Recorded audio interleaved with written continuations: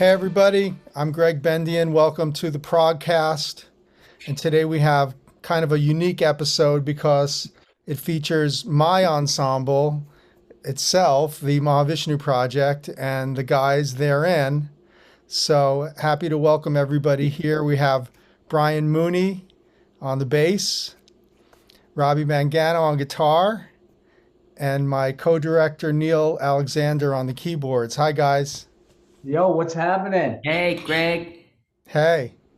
So I thought it would be fun if we kind of let people in a little bit on our process of how we do this music and why we do this historical jazz rock music that we enjoy playing. I just want to start by saying I always viewed this group the way you would view any repertory ensemble, whether it's mostly Mozart in the classical world or the Mingus Dynasty Band. And that was actually one of the cool things when we started this group in 2001 and started playing at the Bottom Line Club in New York in the Village. Alan Pepper at the Bottom Line said, "Oh, I get what you guys are doing. You're just like Mingus Dynasty. You're just keeping the repertoire alive." And so, that's really been the whole point of the group, to interpret the music of John McLaughlin and the Mahavishnu Orchestra.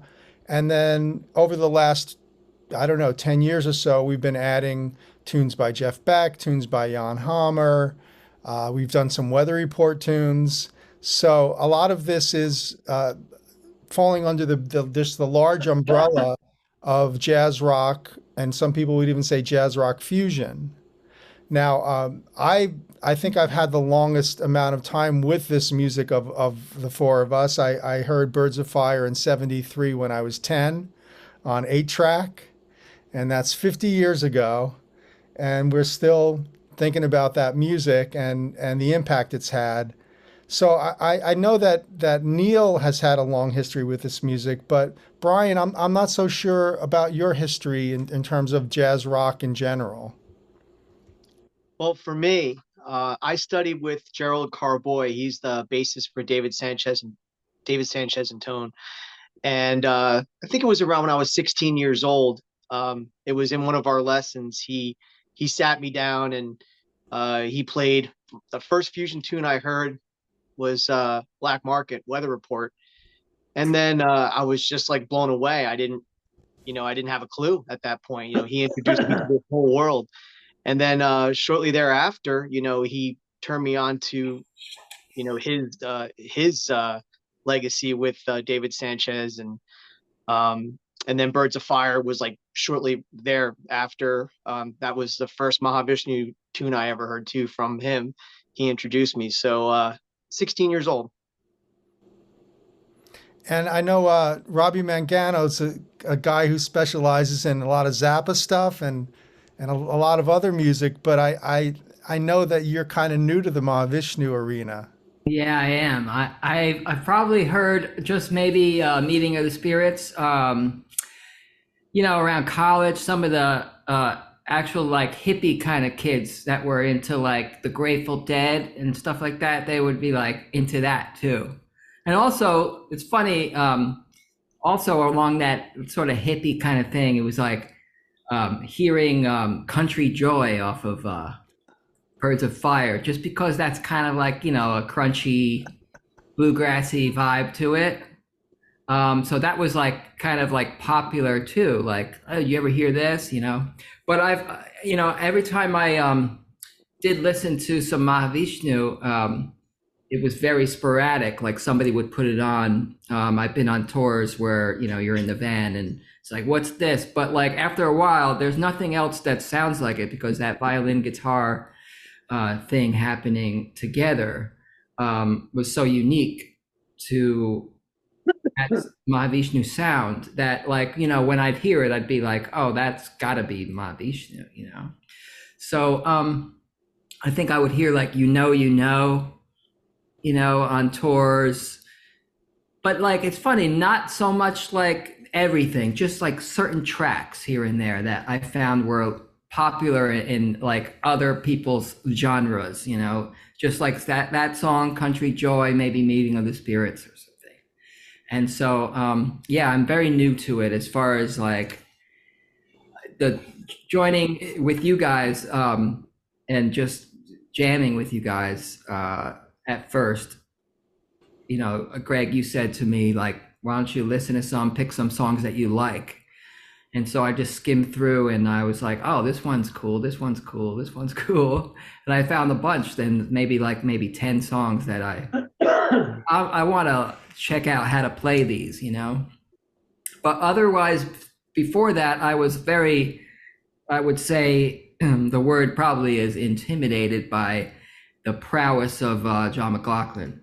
So I was like, wow, that's insane. I don't know how it's going. Like, how's he doing that? You know, technique wise.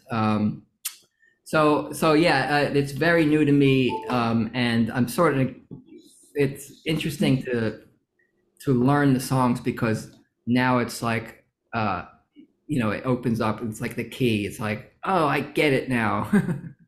So there's a bunch of that happening for me every time. Yeah, and I think Robbie deserves some special mention here because in the 20-something years that I've been doing the Mahavishnu Project and asking guitar players to choose what tunes they'd like to come down and play, Robbie was the only person to ever pick the 1916 time signature of Celestial Terrestrial Commuters as a quote-unquote audition piece. So I thought either this guy's crazy or he's a serious badass. So yeah, I think that for me it was just the composition. I liked the riff, you know, that sort of Lydian riff. I always loved that. And then just try to like, what is happening after that riff? You know, like, you know. So basically, that's what turned me on. Just the song itself. yeah, but you chose one of the most challenging of the entire book. The only other thing I think is more challenging is Dream. Okay. Which we have not touched for so many years, but you really need violin for that. And yeah, since we've been doing this as a quartet without violin, you need a killer keyboard player who's got two hands, two fingers. And Neil Alexander, you're doing so much over there, you know, orchestrating on the keyboards, playing keyboard parts, doubling melodies that violin would have rather have played. Yeah, I mean, I come from this tradition, you know, of keyboardists in the starting in, I guess, 1970 or 69, 70, keyboard players started going out with multiple instruments, 5 or 6 keyboards and stacked up, and then the mini Moog was introduced, and now keyboard players could compete with guitar with melody, and then it became clear soon after that it was about orchestration. Really, it was about bringing different colors, and each keyboard has its own sound, and then the ergonomics of it. So when I got into the Mahavishnu Orchestra, actually, I was a little underwhelmed because it really was just Fender Rhodes and mini Moog and not much else. There's a little bit of organ on the first record and a little bit of, and even less organ on the second record. But the orchestral approach was still kind of there because of just the way John was writing with these ostinati and the violin and the guitar. And yeah, so when we go out and play, I like to bring the Prague orchestral concept, you know, pioneered by people like Wakeman and Moraz and people like that, to this music, because it just, I think there's room for it, and I think it makes it even more interesting. Yeah, even when you literally think of the Mahavishnu Orchestra music as chamber orchestra or orchestral in nature, I think it's begging you to expand sonically. And that goes for guitar, that goes for the drum approach, that goes for the bass. And certainly since they did expand to be an orchestra on Apocalypse and even continuing into Emerald Beyond, where the instrumentation is now strings and horns and voice and things are expanding, I like to think that in the same way that Bach would have hoped for a better keyboard during his time, the lack of reliable keyboard diversity in 1970, 72, 73 meant that they couldn't do what we can do now. Right. We have additional technological resources. And lucky for someone like me, everything is a lot lighter than it used to be. It's easier to bring out more instruments without breaking my back. Mm. You don't miss carrying around a Fender Rhodes? Yeah, no. Yeah, No. that's heavy duty stuff there. But now we have all these sounds, and we can do acoustic piano and do Thousand Island Park without having to carry around a piano. Right. And I wanted to talk a little bit about how we kind of rearrange things. And I guess Thousand Island Park is a good place to start. We have been going out and touring the complete Birds of Fire album, minus Open Country Joy recently, without the violin. So, but Thousand Island Park is a piece where I wanted to set up the modal improvisations with more rhythmic ideas. So I wrote ostinati for the different sections for each of the solos. And that's just something of what I call light rearranging or light arranging, where I'm not trying to reinvent these pieces, but rather open up some areas in the pieces that weren't necessarily explored by the original band. And it's part of our interpretation of it, part of our coming to make the music more personal for us. And I wonder if you guys could talk a little bit about how you do that in viewing your approach to the music itself. Brian? Sure. So, I mean, for me, it's definitely, obviously sticking to the original concepts, right? Because they already thought all that stuff out, right? So it's definitely staying true to form, but it's being able to stretch out and interpret it in my own personal way, just as we all do. So that to me, it's about just making the music sound better, and anything I can do to help the music sound better, that's what I'll try to reach for. Are you more of a Rick Laird man or a Ralph Armstrong man? Oh my gosh, I like so many bass players. They're all great. I mean, obviously when you listen to that, the very first Mahavishnu Orchestra ensemble, I mean, that it's that whole sound that, Rick anchored. So, I mean, it has its own, I guess, like just feel and uniqueness about it, where Ralph, like, he just had like these burbling bursts and like that Motown, along with all the other stuff that he brings it with the fretless and whatnot, makes it real interesting. Everybody has their own voice. So, I mean, I like it all. I try to pay homage to both of those gentlemen. I mean, they're outstanding. So, you'll definitely hear some of that in what I do. Both of them. Yeah, it's true. I guess Ralph Armstrong is the funkier of the two guys, but the music was changing by this time the second band came around. Things were getting funkier. Yeah, that and I think I mean Ralph had the luxury of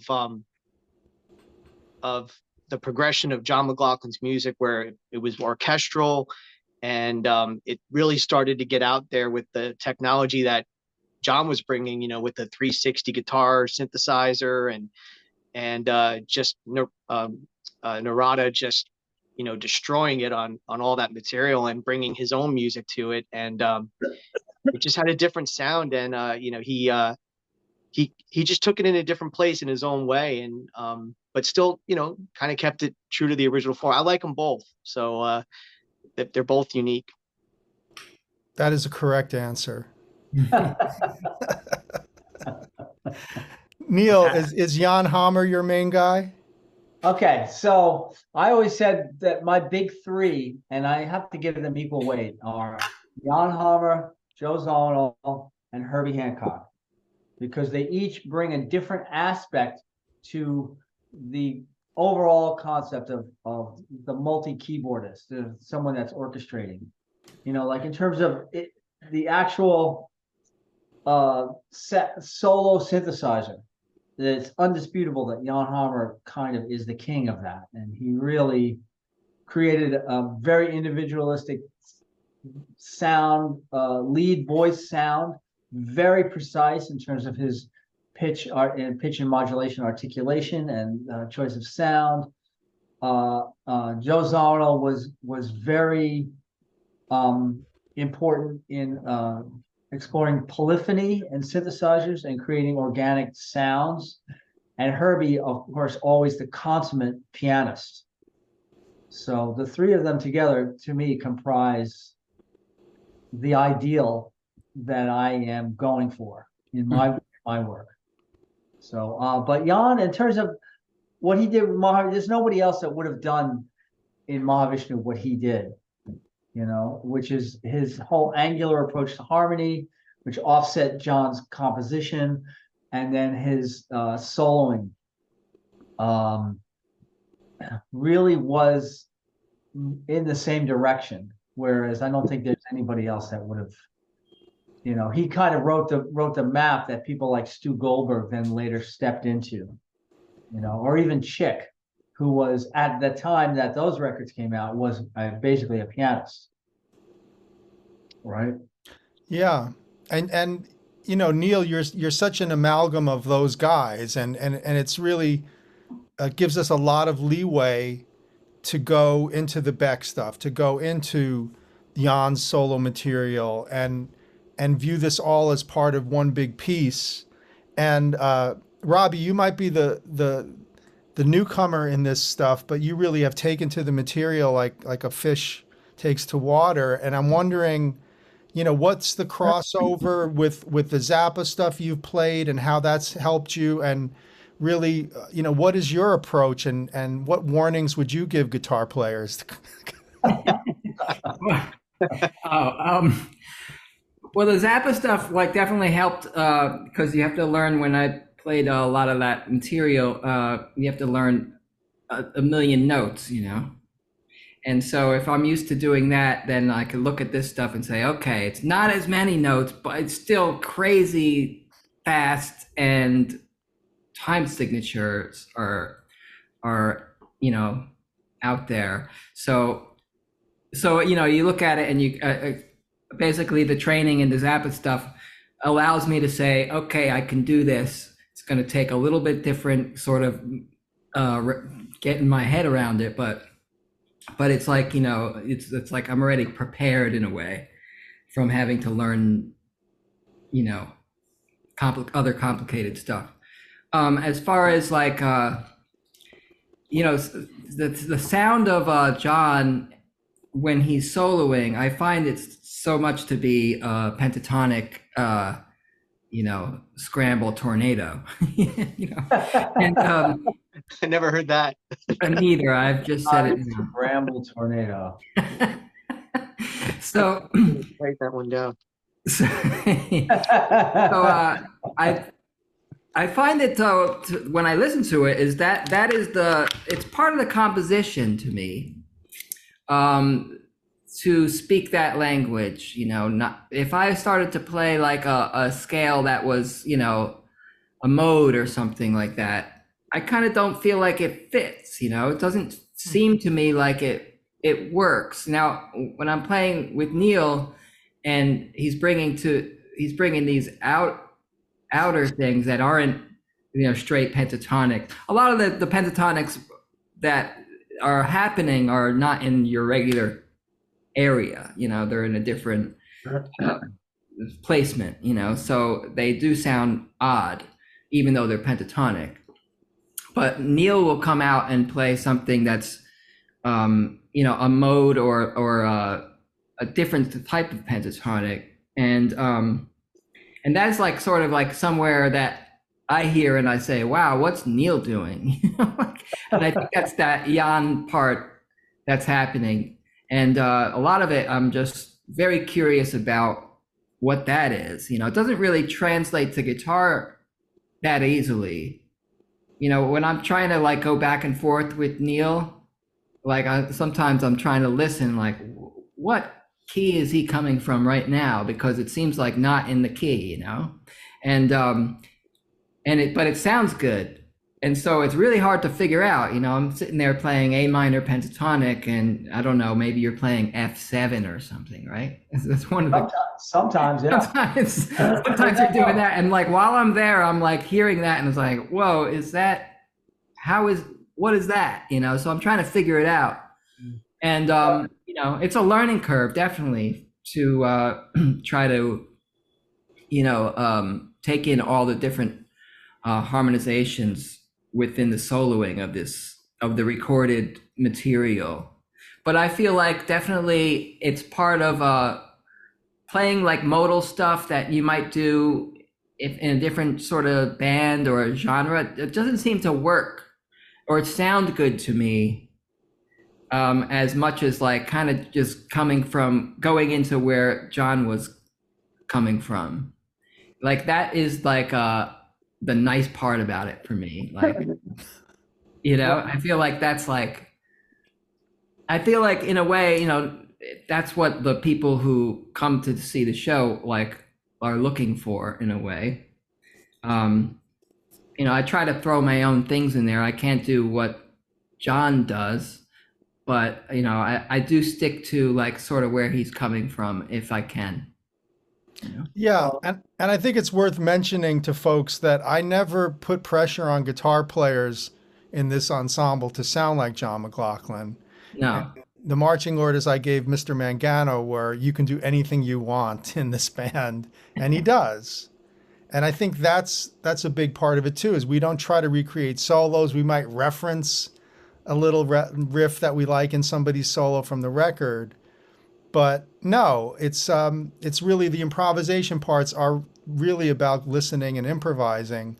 Right. And the interaction between you and Neil. I mean, Neil, can you confirm or deny anything that Robbie was saying about your trading? Yes, of course. You know, in exploring, as I had mentioned earlier, Jan Hammer's kind of angular approach to harmony, you know, like he, you know, you're trying not to, John is laying down licks in a certain way, like say standard pentatonic kind of ideas. And Jan is using this technique. I mean, I'm paraphrasing, I guess, because I don't really know what he's doing, but for me, trying to get to the same place harmonically, I'm doing superimposition. So I'm superimposing a mode, a particular mode from a different key on top of the key we're playing in, just to see what that sounds like and what I can do with that. And then I'll keep changing that up and trying different things. And, you know, one of the easiest ones is a minor third away. Like, say, if we're playing an F minor, to play A flat minor pentatonic.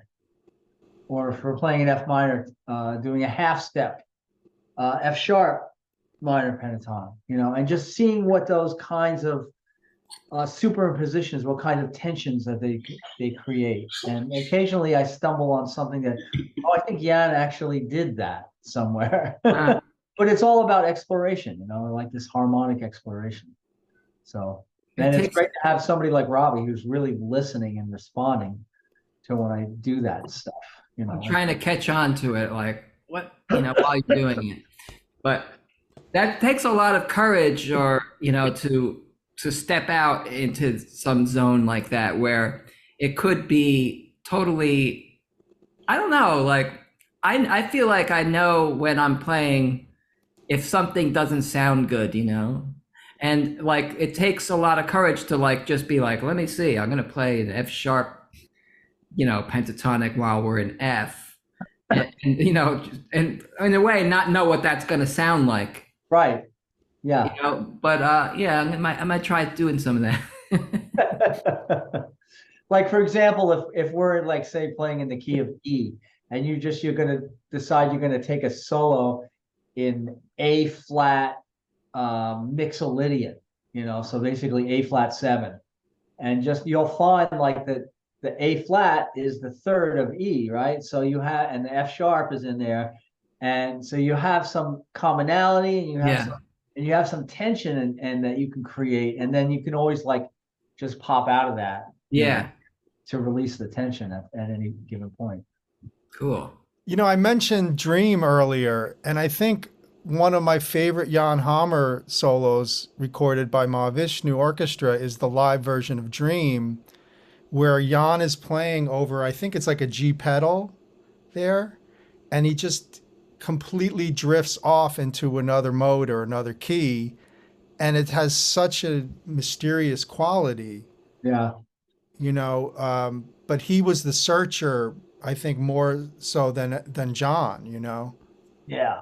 I think actually you're talking about the Rhodes solo at the beginning, The right? Rhodes solo, yeah. But he goes somewhere else, like harmonically, that you can't even hear it because it's so, it sounds like it's deliberately chosen to be as far away from the key. It's not a tritone away, so it's not as far away technically, but it's, if I'm not mistaken, they're playing in like A minor, and he goes into D flat 7, and which is the common notes there are like B and F, Yeah.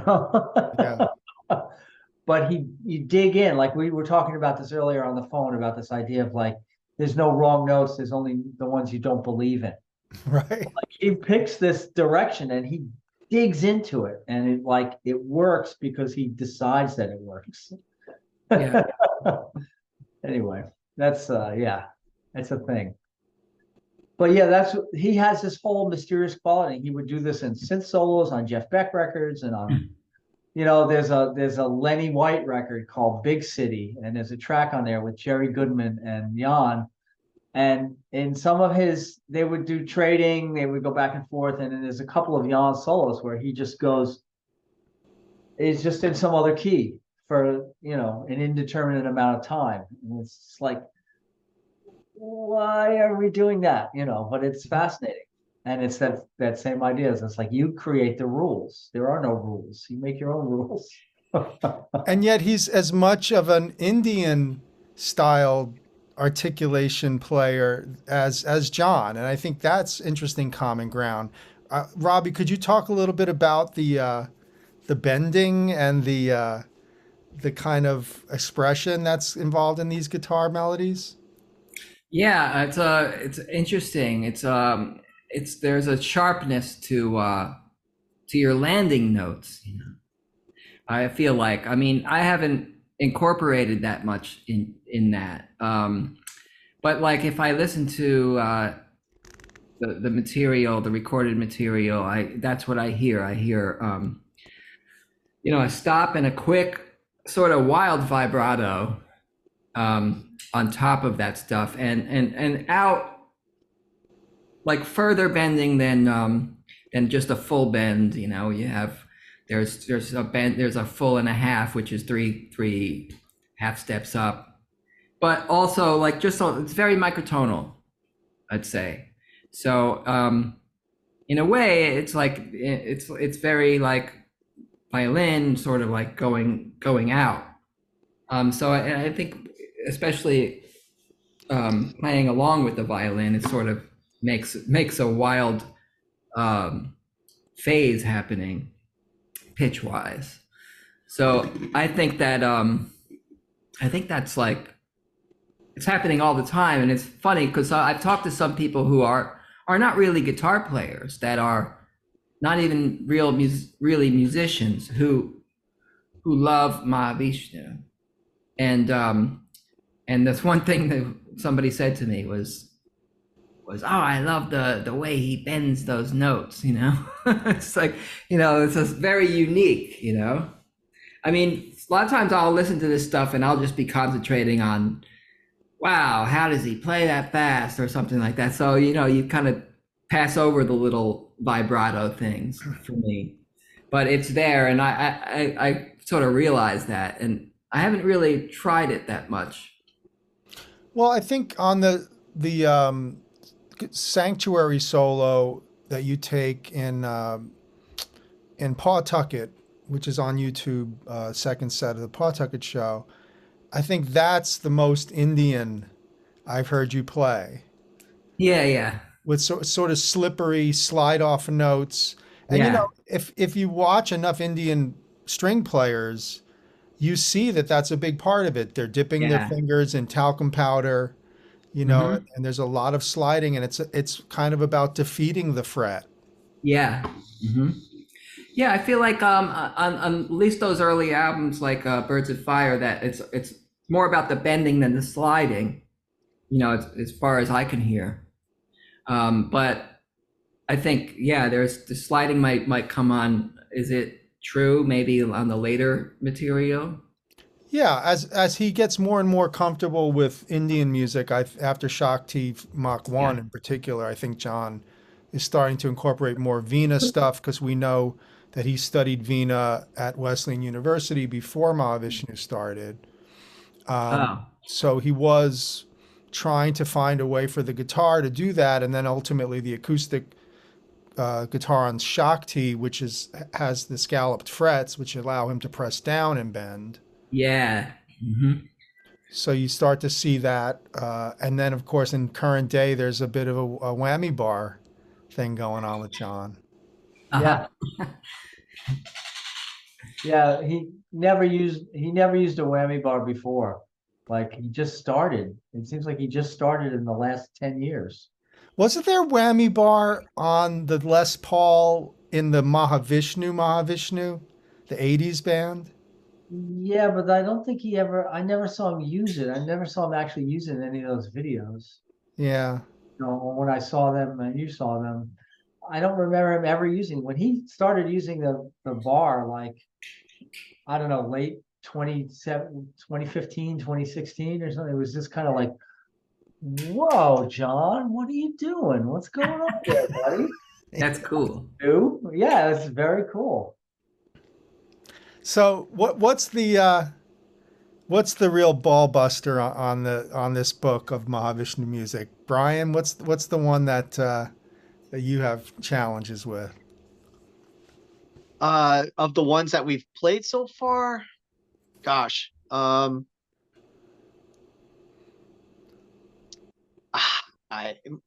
I don't. They're. I mean, they all. You know, you have to shed the stuff. So I don't know offhand. I, I'm Okay.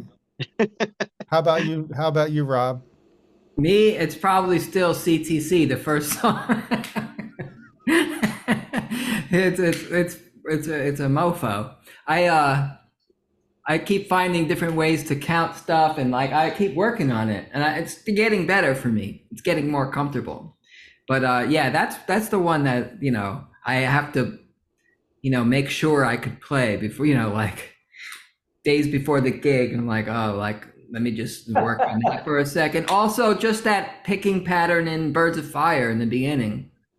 That Mm. is something I can't just wake up in the morning and start playing without, you know, my hand feeling like it's tight or whatever. So that's something I gotta work out to get that happening. Well, and John was a pick every note kind of guy back then, right? Yeah, yeah, Still is, I think. yeah. And I'm not a pick everything kind. I like to try, but you know, I do what I can in that respect. How about you, Neil? What's the bear for you? Well, there's a couple of different aspects of that because CTC obviously is what that is, celestial terrestrial commuters. Now, I spent a lot of time working on that for many decades. So I feel very comfortable with that tune. It's not a ball buster for me at this point in my life. But doing something like Birds of Fire, trying to get the melody and the ostinato going at the same time, that's challenging, right? Trying to get, and then same on CTCs, it's adding the other parts that makes it more challenging. Sanctuary is challenging just because the cycle is very long and can be difficult to feel, you know, and you have to internalize this stuff to really get inside of it. You can't just be numbers, numbers, numbers. You got to like like fucking feel where that downbeat is every time without thinking about it. And sometimes on these like Noonward Race, we haven't done that with this band, I don't think. But that long passage that keeps adding, it keeps adding, it keeps adding. That's challenging to feel where that is, you know. I always think the stuff that we haven't done yet is the challenging stuff from Apocalypse, you know. There's some things on Apocalypse that are like crazy ostinatos in 11, and it goes from 11/4 to 11/8 to, you know, that's, you know, I see that as it's like climbing the next mountain. It's like, okay, we're at the top of this mountain. Oh, there's another mountain. Let's go up there, you know. And we are going to be actually performing a piece from Apocalypse next week at ProgStock in Rutherford, New Jersey, October 6th. We'll be performing Smile of the Beyond in an arrangement featuring Rachel Flowers on voice. And I'm really excited about that because Smile of the Beyond has been one of my top favorite 3 maybe of Mahavishnu songs, and rarely get to perform it. We performed it and recorded it on the Return to the Emerald Beyond album, and then also recorded it with Melissa Stilianu on Mahavishnu Reimagined, and string quartet, a reduction of the string orchestra part. So now we're going to be reducing the string quartet part to 2 keyboard, 4-hand part. And it's just, to me, one of John McLaughlin's most beautiful melodies. Yeah. Agreed. It's really exceptional out of like everything in his catalog. It's really kind of stands apart, you know, and it's so thrilling to be able to do it. Like we're going to perform it. It's just ridiculous. Yeah, and Rachel's very excited, and that's one of her favorite Mahavishnu pieces. And of course, she's a wonderful singer as well as keyboardist. And she's going to be joining us on some of the Mahavishnu stuff. We're going to be doing some Jeff Beck stuff with her as a featured soloist on keyboards. And then we're going to close out the set with a special tribute nod to 50th anniversary of Emerson, Lake and Palmer's Brain Salad Surgery album, because that also was 73. So if we think about everything that was happening in 1973, Selling England by the Pound, by Genesis, and 73 is Starless and Bible Black, King Crimson. So there's a lot of really important, very progressive music happening around this time. And we're going out and we're playing on so many of our shows, guys, the full Birds of Fire album, and kind of connecting the pieces and treating it as a suite. And I wonder if that's sort of a challenging ride for you guys to play through the whole thing without stopping. Yeah, you gotta muscle up. It's just second nature now, huh? I just feel like I've been playing this music since I was a teenager. So for me, it's like, oh, finally I get to play all of it at once, rather than like, oh, piecemeal here, piecemeal there. It's like it all fits together. The arrangement of Thousand Island is different. So and of course the ostinati that you wrote keeps it consistent. So like we kind of know what to expect rather than floundering around or you know, removing the potential for floundering around in the improvisational sections. But there's also a lot of exploration that we do, like the way we do Hope, for example, is quite different than the record, although the music isn't different. It's just we take a very different approach.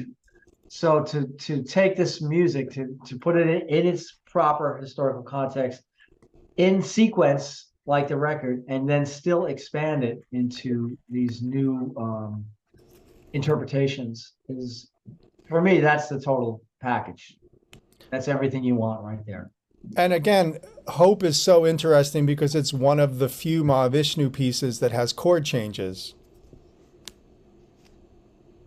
Right. Well, yeah, I mean, there's other ones that do. I wouldn't say it's one of the few, because you have things like Dawn, and there's quite a few other pieces that have chord changes, but there's also a lot of pieces that are what we used to call the one chord jam. Yeah, with a one chord. Right. It's like, Yeah, the one chord jam. yeah. So, and that features prominently in this catalog. But like, again, we've taken, for example, in Miles Beyond, we stretched out this whole middle section and taken it in a really nice direction, referencing early Electric Miles. And, and even in that tune, we're superimposing the melody, which is in G pentatonic minor, on top of the jam, which were in B flat pentatonic minor.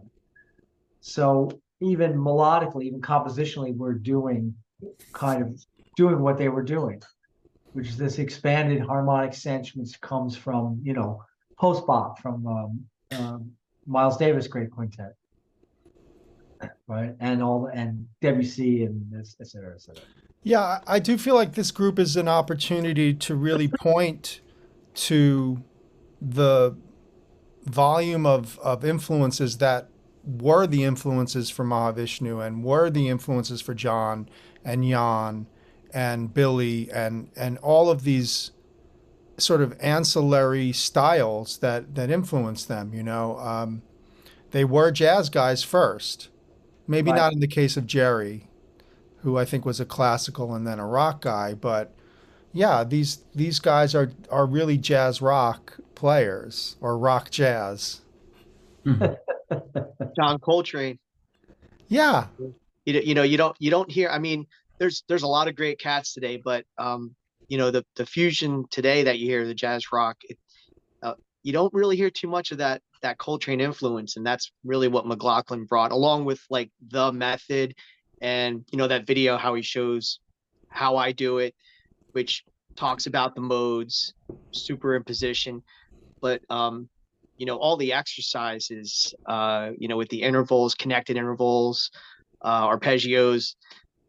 He does a lot of that in his soloing, and just at an extreme tempo, and all those guys just destroyed that. So for the musicians out there, or the musicians that are coming up and doing the method and learning, all of the, obviously 7-tone harmony. That was the one thing that McLaughlin and the method teaches, that it's knowing the harmony inside and out. The polychords that come off of those modes, right? And each of those chords and scales that are associated to it. And Neil was going into it before. Everybody has a different way of doing it, but I think that link is Coltrane, the way he soloed, what he brought, and then obviously the method. All that stuff was happening in the 70s, and he just slammed on the gas and destroyed it. yeah, it's impossible to overstate how important the relationship was with Coltrane and Elvin, or Coltrane and Rashid, and how that translates to John and Billy, or John and Narada, and that rhythmic impetus that's coming from the drums. And luckily for me, when I was young and heard Mahavishnu, I had already been exposed to Armenian and Turkish dance music from my grandfather and my family, and going to dances and things like that. So 5s and 7s and Big 10 or even 9s were common in that music. So I was lucky because I was learning it without actually learning it. I was, kind of integrating it into my consciousness. And the dumbek players from the Armenian music were very much like the tabla players in Indian music. And so you kind of, you grab whatever you can, I think, to stay afloat in this music, and whatever your clave is for how you think of 19, whatever you can think of for 18 or 9. Is it 9? Is it 18? Is it 3 groups of 3? And everybody has a different way of looking at it. And I think that's what's so interesting about this music, is that it does allow for different points of entry to how you're going to deal with it, melodically, rhythmically, harmonically, modally. And I just want to invite people to come experience the joy that we have in playing this music. We're on tour. We're going to be playing, as I say, in Rutherford, New Jersey at progstock.com, October 6th, and then mahavishnuproject.com, where we have all of our tour dates there. You can buy tickets there. You can see videos of the band and learn more about what we're doing. Gentlemen, I think we're going to leave it there because we've all got practicing to do. Yes. But always a pleasure to hang with you guys. Always a pleasure to play this music.